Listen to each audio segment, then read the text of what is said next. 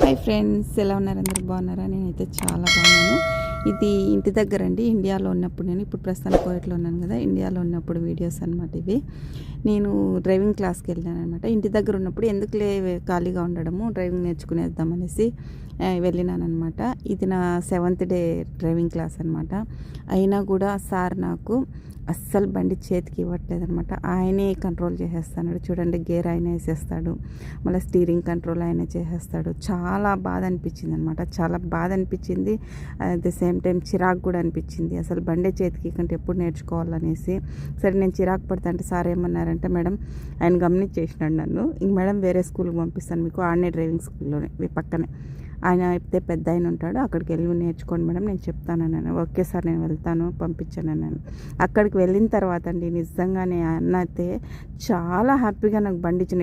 అప్పటికే 1 week experience ఉంది కాబట్టి నేను అక్కడికి వెళ్ళేసరికి చాలా ఫ్రీగా ఇచ్చినారు నాకు బండి. చాలా హ్యాపీ అనిపించింది, చాలా అంటే చాలా హ్యాపీ అనిపించింది. బాగా నేర్చుకుంటేసినాను అనమాట. లైసెన్స్ కూడా వచ్చేసింది నాకు.